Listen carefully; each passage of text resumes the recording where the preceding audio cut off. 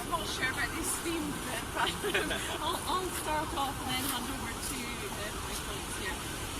First of all, I think a big thank you to all of you for organising this. I think it's a fabulous initiative that you're doing, and so Nicola and the team, thank you for all the effort that's gone into do it, because it's a big coordinated effort elsewhere as well, and you've done an excellent job. And thank you for the history lesson and general knowledge lesson about trees. I could go away having learned a lot more now about the environment. One of the things, even though I'm not sure you get quite political independence from all of us here, but what you will get, I think, is certainly from the politicians amongst us, united in what we need to do for climate change and also sustainability for the future, not just for ourselves, for our families, and also for our communities. And I think all of us here are very much against the third runway, and certainly that's something that I will push hard on in the coming months and on the years to come, actually, because it's not just a one-off campaign, it's something that we continue to fight to stop the third runway to Heathrow. And I think this is actually a really beautiful symbol of what we can do that's different, and something that can last so much longer and something for the future. So thank you for giving us the opportunity for being here and for doing this.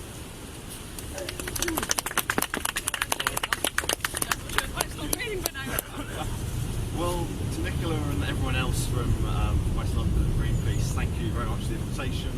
As Mary said, thank you for all the organisation that goes in behind the scenes to make an event like today happen. Nicola asked me to sort of touch briefly upon what sort of, I suppose, brought me into the green movement and environmental campaigning, which I think is sometimes worth reminding, always reminding ourselves of. I mean, in recent years, environmental campaigning took me to climate camp Heathrow, where I found myself being chased by London's riot police.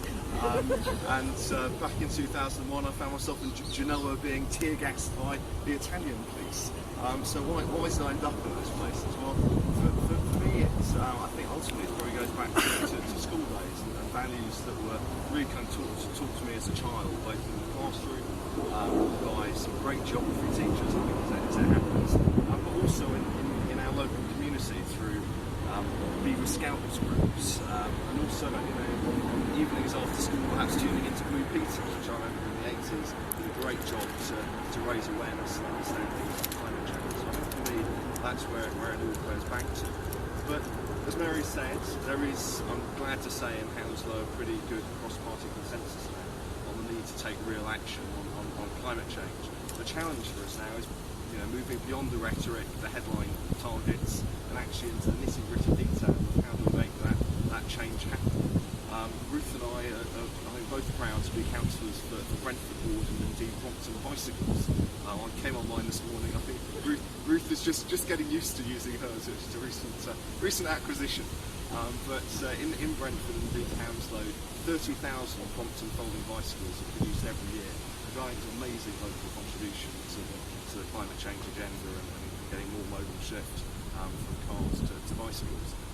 But other challenges we have to take on in Hounslow range from the huge CO2 emissions of the civic centre and the council's own estate. We've just recently appointed an energy manager for the borough, and with quite a lot of cajoling, we challenged the council to set up a £5 million climate change fund. We haven't quite yet got there, so I'm hoping Mary may give her colleagues a nudge on that front. So far we've got to a £500,000 climate change fund. Unfortunately, none of the money yet spent, so that's something else you could give them a nudge on. Well, they're being very slow. We've got the staff there, they're just being very slow producing the proposals. So we're making progress on lots of fronts.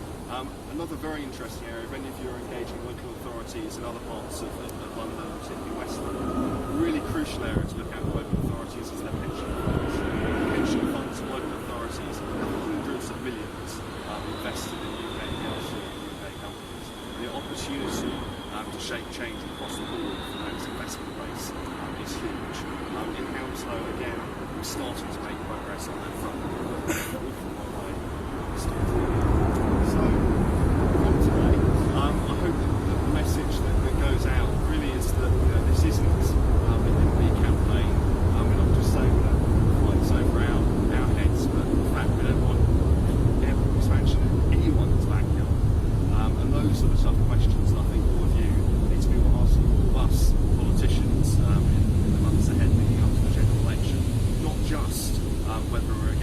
third runway being built at Heathrow, but are we against expansion of Heathrow Airport and other airports, full stop?